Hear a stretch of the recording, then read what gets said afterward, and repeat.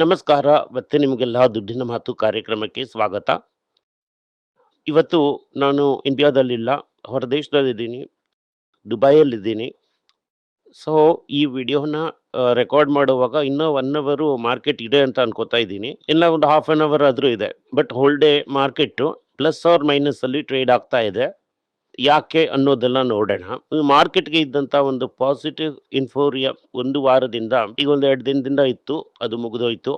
ಇವತ್ತು ಮಾರ್ಕೆಟ್ನ ನಿಲ್ಲಿಸಿ ಹಿಡಿದಿದ್ದಾರೆ. ಸೊ ಇದನ್ನ ಎಷ್ಟು ದಿನಕ್ಕೆ ನಿಲ್ಲಿಸ್ತಾರೆ ಅನ್ನೋದನ್ನ ನೋಡೋಣ. ಇಲ್ಲ ಟ್ರಂಪ್ ಭಾಗವತರು ತಿರ್ಗಾ ಪಲ್ಟಿ ಹೊಡಿತಾರಾ ಅನ್ನೋದನ್ನ ನೋಡೋಣ. ಮಾರ್ಕೆಟ್ ಇವತ್ತು ಫ್ಲಾಟ್. ಆಕ್ಚುಲಿ ಬ್ಯಾಂಕ್ ನಿಫ್ಟಿ ದೊಡ್ಡದಾಗೆ ಬಿದ್ದಿದೆ, ಬ್ಯಾಂಕ್ಸ್ ಎಲ್ಲಾನು ಪ್ರೆಷರ್ ಅಲ್ಲಿದೆ. ಸೊ ಹೀಗಿದ್ದಾಗ ಹೇಗೆ ಇವತ್ತು ಮಾರ್ಕೆಟ್ ಬೇರ್ಲಿ ಪಾಸಿಟಿವ್ ಆಗಿದೆ. IT ಸ್ಟಾಕ್ಸ್ ನ ಸ್ಥಿರವಾಗಿ ನಿಲ್ಲಿಸಿದ್ದಾರೆ. ಗೋಲ್ಡ್ 2 ದಿನದಿಂದ ಬೀಳ್ತಾ ಇದ್ದು ಇವತ್ತು 75 ರೂಪಾಯಿ ಏರಿದೆ. Market barely positive. ಯಾಕೆ ಅಂತಂದ್ರೆ ಈ IT index 1.5%, auto, pharma, FMCG, metal ಇದೆಲ್ಲಾನು ಪಾಸಿಟಿವ್ ನಲ್ಲೇ ಇಟ್ಟಿದ್ದಾರೆ.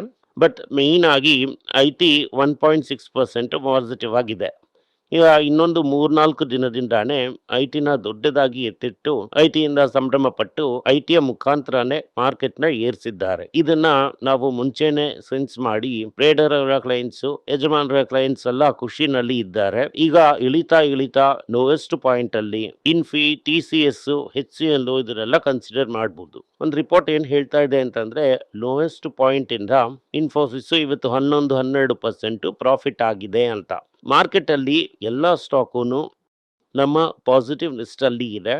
Only Thangamayil, IDFC and Federal Bank negative ಆಗಿದ್ದು, ತಂಗೊಮೈಲ್ ಇನ್ನೂ ಒಂದು 10% ಕರೆಕ್ಟ್ ಆಗಿದೆ, ಡೌನ್ವರ್ರೀಸ್ ಅಲ್ಲಿ ಇದೆ. ಅವಸರ ಪಟ್ಟು ಎಂಟರ್ ಮಾಡಬೇಡಿ. ನಾನು ನಿಮ್ಗೆ ಮುಂಚೆನೆ ಹೇಳಿದ ತರ ಇದು ವಜ್ರದ ಸೂಜಿ. 20% ಅಷ್ಟೇ ಇಳಿದಿದೆ.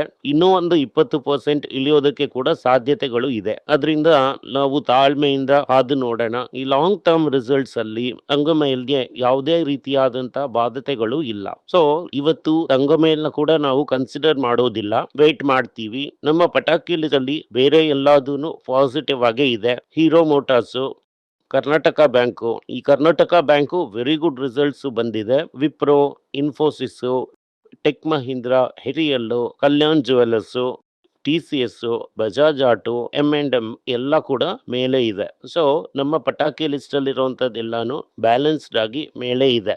ನಾವು ಯಾವಾಗ್ಲೂ ಹೇಗೆ ಕನ್ಸಿಡರ್ ಮಾಡ್ತೀವಿ ಅಂತಂದ್ರೆ ಒಂದು ಸೈಡ್ ಇಳಿದ್ರೆ ಇನ್ನೊಂದು ಸೈಡ್ ಏರಿ ನಾವು ಹಂಗೆ ಬ್ಯಾಲೆನ್ಸ್ಡ್ ಆಗಿರ್ತೀವಿ. ಮಾರ್ಕೆಟ್ ನಮ್ಮನ್ನ ದೊಡ್ಡದಾಗಿ ಎಫೆಕ್ಟ್ ಮಾಡೋದಿಲ್ಲ ಈ ಲಾಂಗ್ ಟರ್ಮ್. ನಿನ್ನೆ ಒಬ್ಬ ದೊಡ್ಡ ಕ್ಲೈಂಟ್ ಒಬ್ರು ಬಂದಿದ್ರು. ಅವ್ರು ಹೇಳಿದ್ರು 7 ವರ್ಷ ನಿಮ್ಮ ಜೊತೆ ಟ್ರಾವೆಲ್ ಮಾಡಿದ್ರೆ ತುಂಬಾ ಹೆವಿಯಾಗಿ ಮಾರ್ಕೆಟ್ ನ ನಾವು ಒಂದು ಇದರಲ್ಲಿ ಬೀಟ್ ಮಾಡ್ತೀವಿ ಸರ್ ಅಂತ.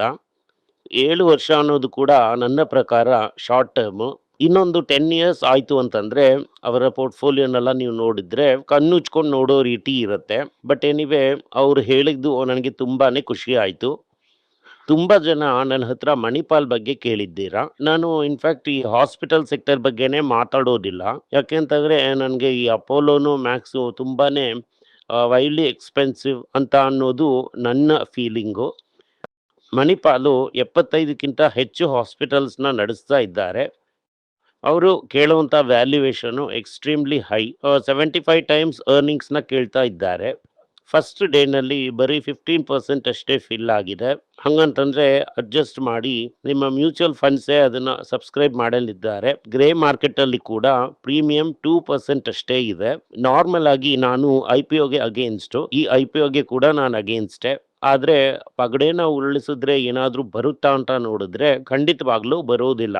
ಅದರಿಂದ ಇದನ್ನ ಕಂಪ್ಲೀಟ್ ಆಗಿ ಅವಾಯ್ಡ್ ಮಾಡೋದೇ ಬೆಟರ್. ಇದು ನನ್ನ ಅಭಿಪ್ರಾಯ. ಇದಾದ್ಮೇಲೆ ಇದು ಲಿಸ್ಟ್ ಆದ್ಮೇಲೆ ಸ್ಮಾಲರ್ ಕ್ವಾಂಟಿಟಿನಲ್ಲಿ ನಿಮ್ಮಿಂದ ನಿಧಾನವಾಗಿ ಮಾರ್ಕೆಟ್ ಅಲ್ಲಿ ಕನ್ಸಿಡರ್ ಮಾಡೋದಕ್ಕೆ ಸಾಧ್ಯ ಇದೆ. ಅದರಿಂದ ಅವಸರ ಪಟ್ಟು ಇದರಲ್ಲಿ ಎಂಟರ್ ಆಗಬೇಡಿ. ಇವತ್ತು 2 ದೊಡ್ಡ ಕಂಪನಿಯ ರಿಸಲ್ಟ್ ಬರ್ತಾ ಇದೆ. 3 ಪಟಾಕಿ ಲಿಸ್ಟ್ ಕಂಪನಿಯ ರಿಸಲ್ಟ್ ಕೂಡ ಬರ್ತಾ ಇದೆ. ಟಾಟಾ ಸ್ಟೀಲ್ದು ಬರ್ತಾ ಇದೆ, ಮಹೀಂದ್ರಾ ಅಂಡ್ ಮಹೀಂದ್ರದು ಬರ್ತಾ ಇದೆ. ಮಹೀಂದ್ರಾ ಅಂಡ್ ಮಹೀಂದ್ರಾ ಕೂಡ ಒಂದು ಕಾಲದಲ್ಲಿ ಪಟಾಕಿ ಲಿಸ್ಟ್ ಅಲ್ಲಿ ಇತ್ತು. ಟಾಟಾ ಸ್ಟೀಲ್ ಕೂಡ ಪಟಾಕಿ ಲಿಸ್ಟ್ ಅಲ್ಲಿ ಇದ್ದಂತ company.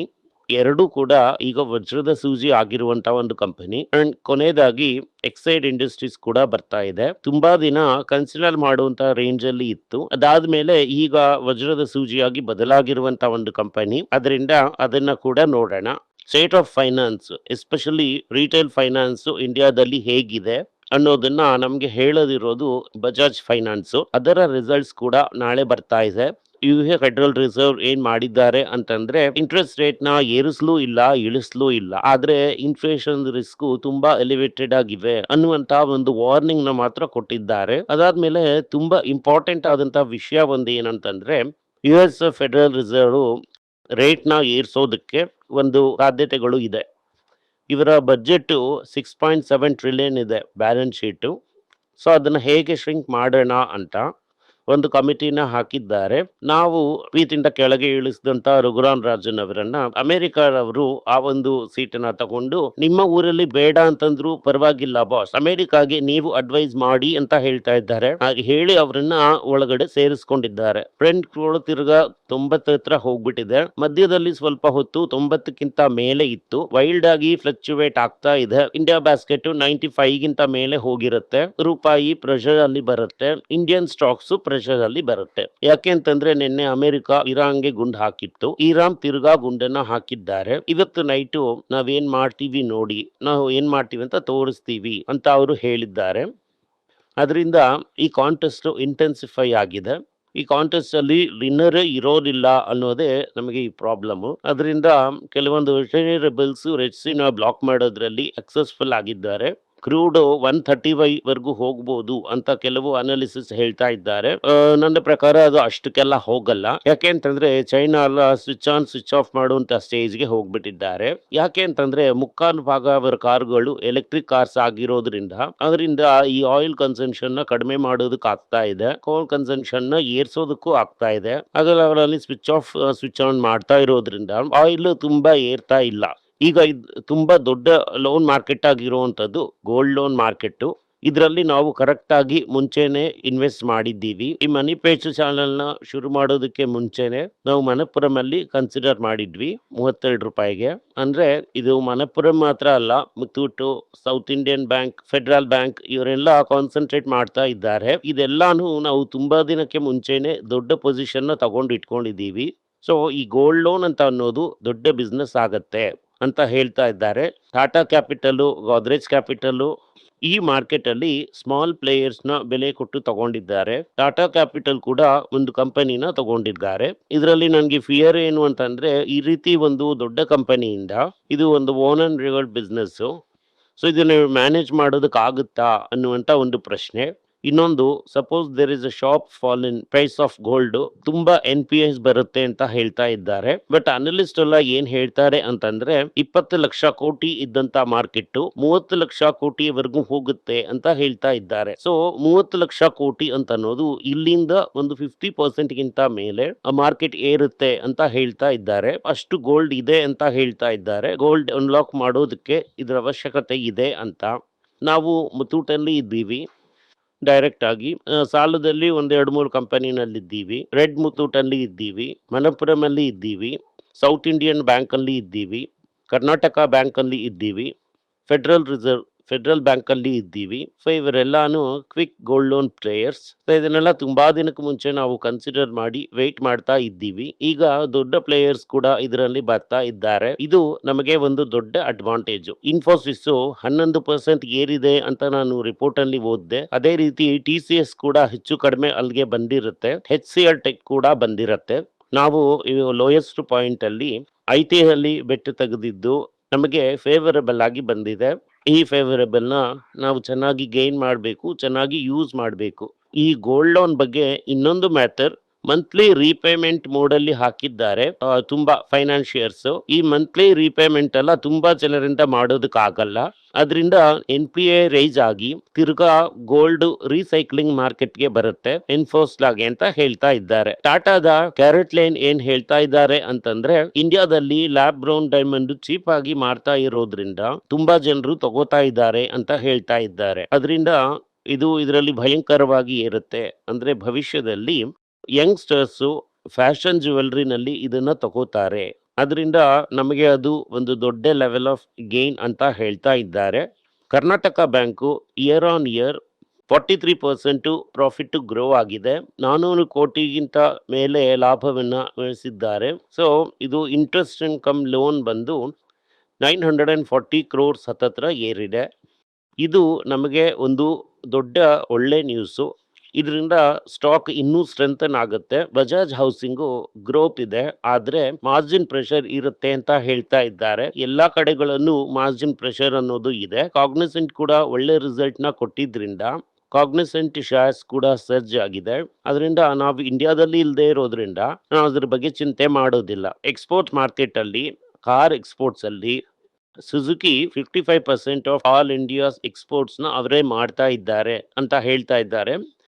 Basically Suzuki Middle East, Africa and Asian ಕಂಟ್ರೀಸ್ಗಳಿಗೆ ಗುಜರಾತ್ ಅಲ್ಲಿ ಇರುವಂತ ಅವರ ಒಂದು ಪ್ಲಾಂಟ್ ಅನ್ನ ಒಂದು ಬೇಸ್ ಆಗಿ ಯೂಸ್ ಮಾಡ್ತಾ ಇದ್ದಾರೆ. ಆದ್ರೆ ನಾವು ತುಂಬಾ ದೊಡ್ಡದಾಗಿ ಇದನ್ನ ಕನ್ಸಿಡರ್ ಮಾಡಬಾರ್ದು. ನಾವು ಒಂದು ವರ್ಷಕ್ಕೆ 10 ಲಕ್ಷ ಗಾಡಿಗಳನ್ನ ಕೂಡ ಎಕ್ಸ್ಪೋರ್ಟ್ ಮಾಡೋದಿಲ್ಲ.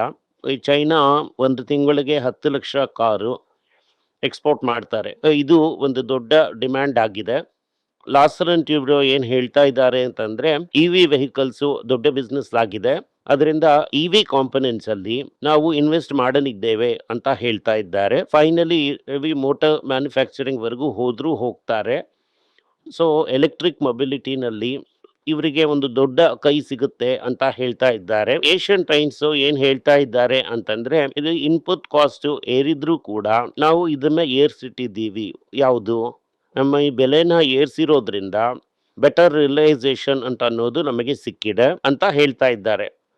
ಈ FMCG ಪೋರ್ಟ್ಫೋಲಿಯೋದಲ್ಲಿ ಡಾಬರ್ ಏನ್ ಹೇಳ್ತಾ ಇದ್ದಾರೆ ಅಂತಂದ್ರೆ, ನಮಗೆ ಈ ಗ್ರೋತ್ ಅನ್ನೋದು ಆರ್ಗ್ಯಾನಿಕ್ ಆಗಿ ತುಂಬಾ ಕಡಿಮೆ ಆಗಿದೆ, ಅದರಿಂದ ನಾವು ಫಾಸ್ಟ್ ಆಗಿ ಅಕ್ವಿಸಿಷನ್ ಮುಖಾಂತರ ಗ್ರೋ ಆಗಲಿದ್ದೇವೆ ಅಂತ ಹೇಳ್ತಾ ಇದ್ದಾರೆ. ಸೊ ಇವತ್ತು ನೋಡಿದ್ರಿ ಅಂತಂದ್ರೆ ಓವರ್ ಆಲ್ ಆಗಿ ನಮ್ಗೆ ಈ ಮಾರ್ಕೆಟ್ಗೆ ಅಗೇನ್ಸ್ಟ್ ಆಗಿ ಹೋಗ್ದಂಗೆ IT ನಮ್ಗೆ ಕೈ ಕೊಟ್ಟಿದೆ, ಗೋಲ್ಡ್ ಲೋನ್ ಕಂಪನೀಸ್ ಕೂಡ ಕೈ ಕೊಟ್ಟಿದೆ.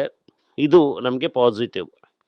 ತಂಗಮೇಲು ತುಂಬಾ ರನ್ ಅಪ್ ಆಗೋಯ್ತು, ಮೋರ್ ದೆನ್ 20 ಟೈಮ್ಸ್ ಗಿಂತ ಮೇಲೆ ಏರಿದೆ. ಅಂದ್ರೆ ನಾವು ಎಂಟ್ರಿ ಆದಂತ ಒಂದು ಕನ್ಸಿಡರೇಷನ್ ಪಾಯಿಂಟ್ ಇಂದ ಸೊ ಒಂದು ಪ್ರಾಫಿಟ್ ಟೇಕಿಂಗ್ ಅಂತ ಅನ್ನೋದು ನಾರ್ಮಲ್. ಸೊ ಚಿಂತೆ ಮಾಡೋದಕ್ಕೆ ಏನೂ ಇಲ್ಲ. ಈ ವಿಡಿಯೋ ನಿಮ್ಗೆ ಇಷ್ಟ ಆಗಿದ್ರೆ ವಿಡಿಯೋನ ಲೈಕ್ ಮಾಡಿ, ನಮ್ಮ ಚಾನೆಲ್ನ ಸಬ್ಸ್ಕ್ರೈಬ್ ಮಾಡಿ, ಬೆಲ್ ನೋಟಿಫಿಕೇಶನ್ ಪಟ್ಟಿ. ಈ ವಿಡಿಯೋನ ಸಾಧ್ಯ ಆದ್ರೆ ನಿಮ್ಮ ಸಂಬಂಧಿಕರಿಗೂ ಸ್ನೇಹಿತರಿಗೂ ಕಳಿಸಿ, ಅವರಿಗೂ ನೋಡೋದಕ್ಕೆ ಹೇಳಿ. ಧನ್ಯವಾದಗಳು.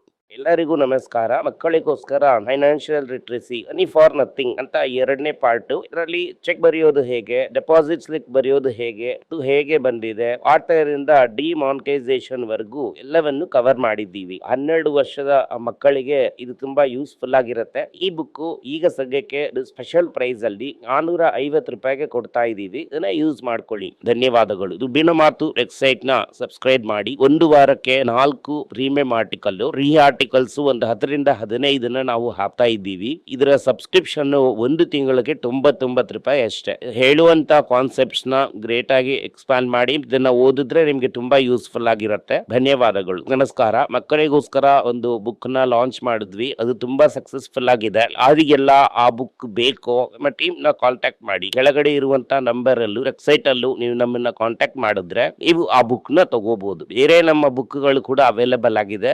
ಇದನ್ನ ನಮ್ಮ ವೆಬ್ಸೈಟ್ ಮುಖಾಂತರನೂ ತಗೋಬಹುದು. ಕೆಳಗಡೆ ಇರುವಂತ ವಾಟ್ಸ್ಆಪ್ ನಂಬರ್ಗೆ ಮೆಸೇಜ್ ಮಾಡಿ ಕೂಡ ತಗೋಬಹುದು. ನಿಮಗೆ ಏನಾದ್ರೂ ಸಂದೇಹ ಇದ್ದು ನನ್ನನ್ನು ಕಾಂಟ್ಯಾಕ್ಟ್ ಮಾಡಬೇಕು ಅಂತ ಅನ್ಕೊಂಡ್ರಿ ಅಂದ್ರೆ ಸ್ಕ್ರೀನ್ ಮೇಲೆ ಬರ್ತಾ ಇರುವಂತ ಮೇಲ್ ID ಗೆ ಮೆಸೇಜ್ ಮಾಡಿ, ನಮ್ಮ ಟೀಮ್ ನಿಮ್ಮನ್ನ ಕಾಂಟ್ಯಾಕ್ಟ್ ಮಾಡ್ತಾರೆ.